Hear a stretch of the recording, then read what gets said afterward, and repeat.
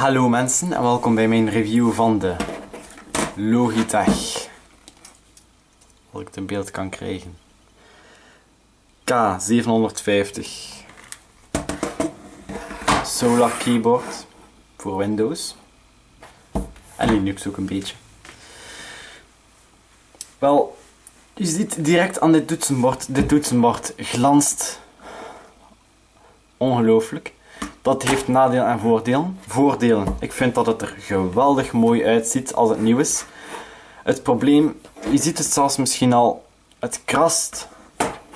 En vingerafdrukken zie je hierop als beste. Dus als het vuil wordt, wordt het eigenlijk zelfs smerig qua uitzicht.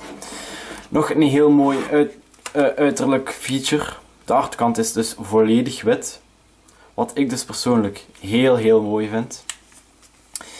En wel, ik vind het uiterlijk zeer mooi, maar zoals gezegd, het is wel jammer dat het glanzende oppervlak zo makkelijk fingerprints heeft. Misschien kunnen ze daar vervolgens een ander soort glans op zetten, dat een beetje voorkomt. Maar wel, ik weet niet of dat echt te voorkomen valt met een glanzend uiterlijk. Dus misschien is mat uiterlijk een betere keuze voor de volgende keer. Misschien volledig wit was misschien een betere keuze geweest. Het tweede kan je misschien beter zien als ik deze voetjes inklap. Dit toetsenbord is flinterdun. Dit is echt ongelooflijk dun.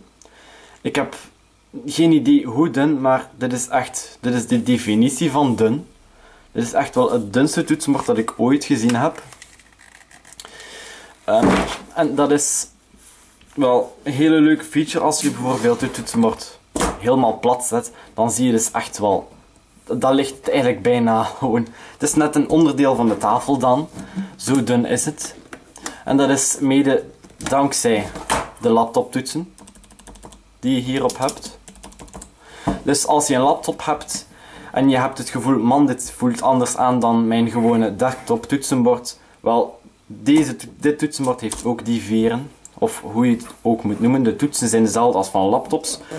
Met één klein verschilletje. Laptoptoetsen zijn meestal gewoon plat. Deze zijn lichtjes ingebogen, waardoor je vinger er dus mooi in ligt. Dat is heel comfortabel om op te typen.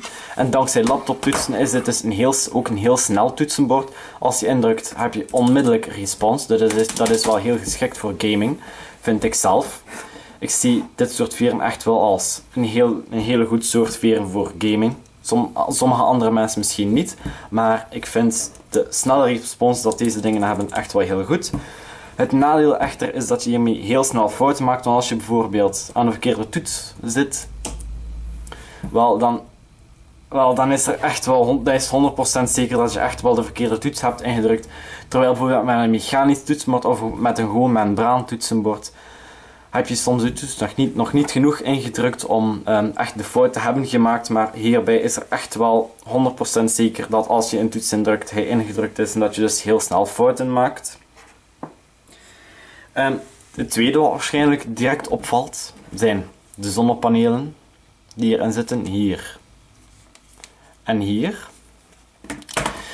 Dit is dus de grote feature van de K750.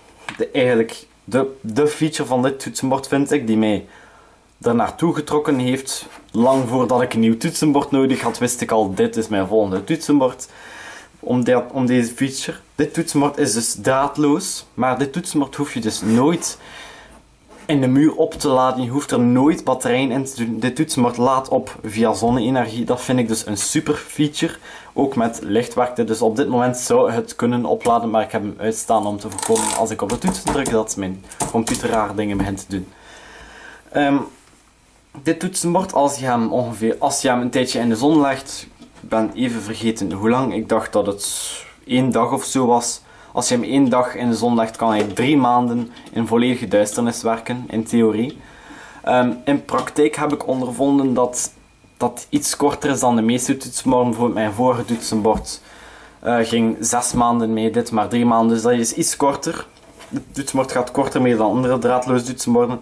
Maar dit laat dus echt wel op, zonder dat je het merkt. Als je genoeg licht hebt dat op je toetsenbord valt sowieso, dan kan dit toetsenbord dus eigenlijk eeuwig blijven werken.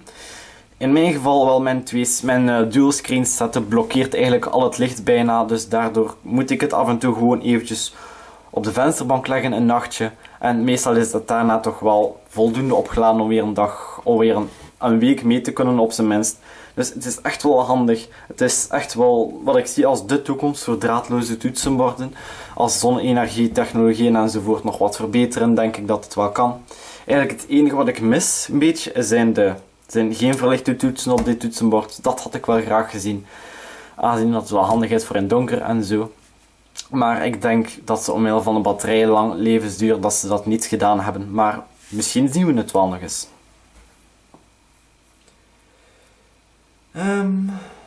Dit is dus ook een product van Logitech dat werkt met de Logitech Unifying Receiver. Ik ga hem nu niet tonen, want ik heb hem al zoveel getoond. Maar dit logootje zou het dus moeten aantonen. Voilà. Dat betekent dus dat die Unifying Receiver die hier meekomt 6 apparaten kan verbinden met de computer. Met die ene Unifying Receiver. Met het Unifying Receiver logootje erop natuurlijk. Dus bijvoorbeeld met mijn Logitech Performance MX muis werkt dat perfect samen. Al eenmaal het opgesteld is, werkt het zeer goed. Maar zoals bij de meeste receivers is het soms toch wel een beetje een probleempje om het werkende te krijgen. Dan moet je een aantal keer proberen.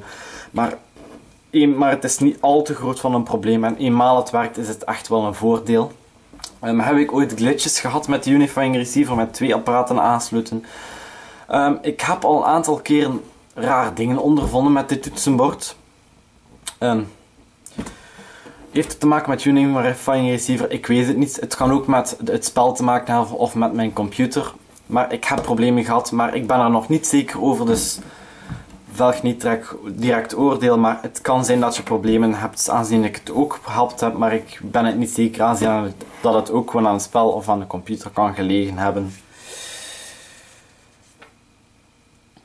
Zo, dus het laatste wat ik nu eigenlijk nog moet zeggen over dit toetsenbord. De F-toetsen, dit heeft dus echt wel functietoetsen, zoals je hier ziet in het oranje.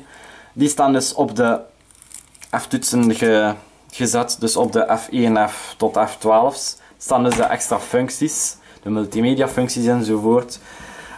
De keuze ervan is zeer goed, dat is geen probleem. Je kan ze ook via de Logitech software aanpassen. Maar om ze te activeren moet je dus Fn indrukken in combinatie met bijvoorbeeld speel af of pauze. Wat dus betekent dat dat iets verder weggestoken is, dat vind ik niet echt leuk. Het is altijd beter als je aparte Fn toetsen hebt, maar persoonlijk, ik gebruik deze toetsen nauwelijks. Ik bedoel, ik heb icoontjes staan op mijn bureaublad, ik heb een muis, ik zie niet in wat het probleem is daarmee.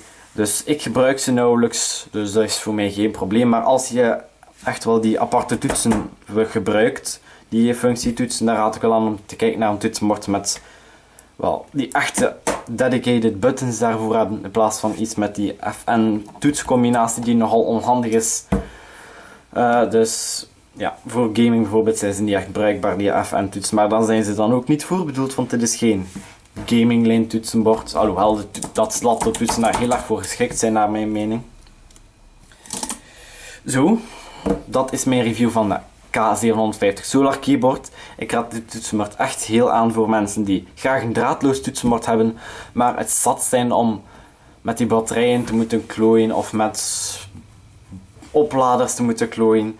Dan is dit echt wel de ideale oplossing. Ik kan niet wachten om te zien wat Logitech nog met de zonnepanelen technologie doet. En dat is min of meer mijn review hiervan. Tot de volgende keer. Als je deze video leuk vond, denk er zeker eens over om te subscriben, want ik apprecieer het echt. En ook eens om een ander kanaal te bezoeken, want ik maak nog veel meer dan dit.